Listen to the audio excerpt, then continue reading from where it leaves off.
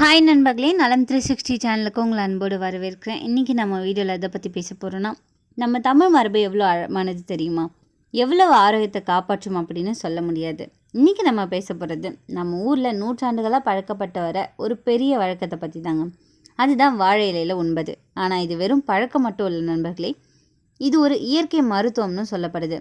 இன்றைக்கி பலர் ஸ்டீல் தட்டு, பிளாஸ்டிக் தட்டு, கிளாஸ் பிளேட் அப்படின்னு எல்லாத்தையுமே உபயோகிக்கிறாங்க. ஆனால் நம்ம பாட்டி தாத்தா காலத்தில் எல்லோரும் வாழை இலையில தான் உணவு சாப்பிட்ருக்காங்க.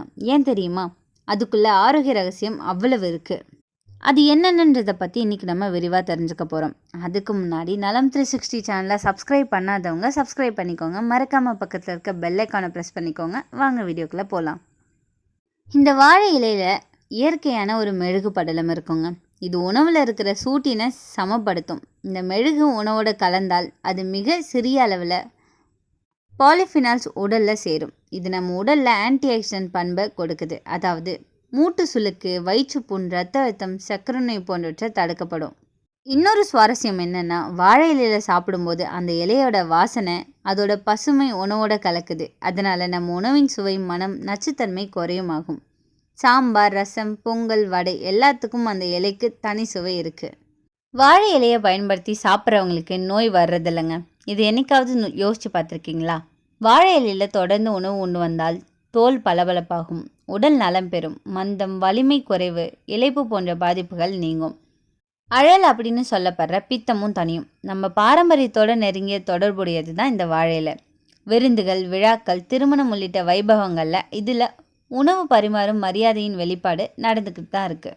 வாழை இலைக்கு மேலே இருக்கிற பச்சை தன்மை, அதாவது குளோரோஃபில், உணவை எளிதில் ஜீரணமடைய செய்து வயிற்று புண்ணை ஆற்றும் தன்மை கொண்டது. நன்கு பசியை தூண்டும். வாழை இலையில் உண்பவங்க நோயின்றி நீண்ட ஆரோக்கியத்தோடு வாழ்வாங்க.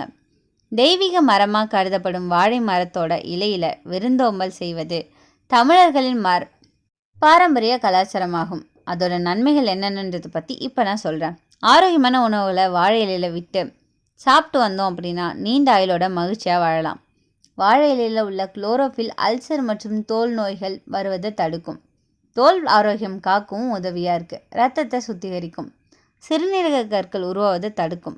சிறுநீர்ப்பை தொடர்பான நோய்களுக்கு நல்ல தீர்வை தரும். நோய் எதிர்ப்பு சக்தியை அதிகரிக்கும். உணவை எளிதில் செரிக்க உதவுது. சமச்சீர் உணவுகளை அதிகம் உண்ண வேண்டும். காலை உணவை ஒருபோதும் தவிர்க்கக்கூடாது. டீடாக்சிஃபிகேஷன். வாழை இலை நம்ம உடலில் உள்ள நச்சுக்களை வெளியேற்ற உதவுதுங்க. பாக்டீரியாவை எதிர்க்குது. வாழை இலையின் மேற்பரப்பில் இயற்கை பாக்டீரியா எதிர்ப்பு தன்மை இருக்குது. அதனால் சாப்பிடும்போது நோய்கள் குறையும். செரிமானத்தை ஊக்குவிக்கும். வெப்பமான உணவு இலை மீது வைக்கும்போது அதில் இருக்கிற பாலிஃபினால்கள் உணவில் கலக்குது. இது செரிமான சாறு அதிகரிக்க செய்யுது. வாழை இலைகள் இயற்கையாகவே இரத்த சுத்தம் செய்யும் சக்தி கொண்டதுங்க. பிளாஸ்டிக் பாதிப்பை தவிர்க்கலாம். பிளாஸ்டிக் பிளேட்டுகள், டிஸ்போசபிள் கப்புகள் போன்றவற்றை நச்சு வேதிப்பொருட்களை உடலில் சேர்க்கும். வாழை இலையால் அந்த ஆபத்து இல்லாதது. ஸோ வாழை இலையில் சாப்பிடலாம். மன நிம்மதி மற்றும் உணர்ச்சி சமநிலை. பசுமையான இலைகள் பார்க்கும்போது மனசுக்கு நிம்மதி கிடைக்கும். இதுவும் ஒரு வகை மனநல நன்மை தான். நம்மளோட சாஸ்திரங்களில் சொல்லியிருக்காங்க, வாழை மரம், அதோட இலை, அதோட தண்டு, இது மூன்றும் புனிதம் அப்படின்னு. பண்டிகை, பூஜை, திருமணம், சுமங்கலி பூஜை எல்லாத்துக்கும் வாழை இலையே அடையாளம். இது நன்மை, வளர்ச்சி, செழிப்பு அப்படின்றத குறிக்குதாமா. இந்த வாழை இலை சீராக கெட்டு போகுங்க. பிளாஸ்டிக் மாதிரி மாசுபாடு செய்யாது. அதனால் இது ஒரு எக்கோ ஃப்ரெண்ட்லி அப்படின்னு சொல்லப்படுது. ஒரு இலைக்கு பல உயிர்களை காப்பாற்றும் சக்தி இருக்குது. இந்த வாழை இலையால் நம்மளோட சுற்றுப்புறமும் நன்மையை பெறுது. இதில் சில கவனிக்க வேண்டிய விஷயங்கள் இருக்குங்க. தவறான சுத்தம். சில சமயங்களில் விற்பனைக்காக வெட்டப்படும் இலைகள் மண்ணோ பூச்சி மருந்தோ படிந்திருக்கும். அதனால் நன்றாக கழுவிட்டு தான் இதை உபயோகப்படுத்தணும். ஒரு சிலருக்கு அலர்ஜி ஏற்படுத்தலாம்.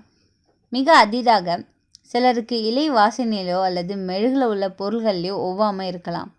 வெளியில் விற்கப்படும் இலைகள் தூசி, காற்று மாசு சேர்ந்திருக்கலாம். அதனால் வீட்டிலையே நனைச்சி உபயோகிக்க வேண்டியது நல்லது. நம்ம பாட்டி சொல்லுவாங்க, இலையை இடப்புறமாக வடக்கு பக்கமாக வைக்கணும் அப்படின்னு, தெற்கு பக்கம் கூட்டு வைக்கணும் அப்படின்னு. இது வெறும் வழக்கம் இல்லைங்க. அதுக்குள்ளே உடல் சக்தி சமநிலை கொடுக்கும் விதிமுறையும் இருக்குது. சில ஆய்வுகள் சொல்கிறது என்னென்னா, வாழை இலையில் சாப்பிடும் உணவு பாக்டீரியா குறைவாக இருக்கும் அப்படின்னும், மேலும் பாலிஃபினால்கள் ஆன்டி ஆக்சிடென்டாக செயல்பட்டு ஹார்ட் ப்ராப்ளம்ஸ், டயபெட்டிஸ், இன்ஃப்ளமேஷன் குறைக்கும். இது உண்மையிலேயே மரபு மருத்துவத்தின் அறிவியல் அடிப்படை அப்படின்னு சொல்லப்படுது. இந்த வாழை இலையில் நம்ம சாப்பிட்றதால செரிமானத்தை மேம்படுத்தலாம், குடல் புண்களை ஆற்றலாம், நோய்கள் வராமல் தடுக்கலாம் மற்றும் உணவில் உள்ள நச்சுக்களை நீக்கலாம். மேலும் வாழை இலையில் உள்ள பாலிஃபினால்கள் இயற்கையான ஆக்சிஜனேற்றியாக செயல்படுது. இந்த நன்மைகளோட வைட்டமின் ஏ, சிட்ரிக் அமிலம், கால்சியம் போன்ற ஊட்டச்சத்துக்களும் கிடைக்குது. செரிமானத்தை விரைவுபடுத்தி குடல் புண்களை ஆற்றுது, உணவில் உள்ள நச்சுக்களை நீக்கும் சக்தி கொண்டது, நோய்களிலிருந்து நம்ம பாதுகாக்குது. வைட்டமின் ஏ, சிட்ரிக் அமிலம், கால்சியம் மற்றும் பாலிஃபினால்கள் போன்ற ஊட்டச்சத்துக்கள் உணவில் கலக்கப்படுது. முகம் பளபளப்பாகி தலைமுடி கருப்பாக இருக்கும். இலையில சூடாக உணவு பரிமாறும்போது அதோட சுவை அதிகரிக்கும். இதனால் நமக்கு ஒருவித திருப்தி ஏற்படும். நம்ம மரபு எப்போவுமே அறிவியல் அடிப்படையில் தான் இருந்தது. வாழை இலையில் சாப்பிட்றது ஒரு கலாச்சாரம் மட்டும் இல்லைங்க, அது ஒரு இயற்கை மருத்துவம். அதனால் இனிமேல் வீட்டிலேயே விழாவில் நண்பர்களோடு சேர்ந்து வாழை இலையில் உணவு சாப்பிடுங்க. உணவும் உடலும் மனமும் பசுமையாக மாறும். நீங்கள் இன்றைக்கி சாப்பிட போகிற உணவுக்கு ஒரு வாழை இலையை போட்டு பாருங்கள். அந்த மனம், அந்த சுவை, அந்த ஆரோக்கியம் எல்லாமே சேர்ந்து ஒரு புதிய அனுபவத்தை தரும். உங்கள் அனுபவத்தை கமெண்ட்டில் சொல்லுங்கள். இன்றைக்கி நான் சொன்ன விஷயங்கள் எல்லாமே உங்களுக்கு ஹெல்ப்ஃபுல்லாக இருக்கும்னு நம்புகிறேன். இந்த வீடியோ உங்களுக்கு பிடிச்சிருந்துச்சின்னா லைக் பண்ணுங்கள், ஷேர் பண்ணுங்கள், மறக்காமல் நம்ம சேனலை சப்ஸ்கிரைப் பண்ணுங்கள். அடுத்த ஒரு அற்புதமான வீடியோவில் சந்திக்கிறேன். பை.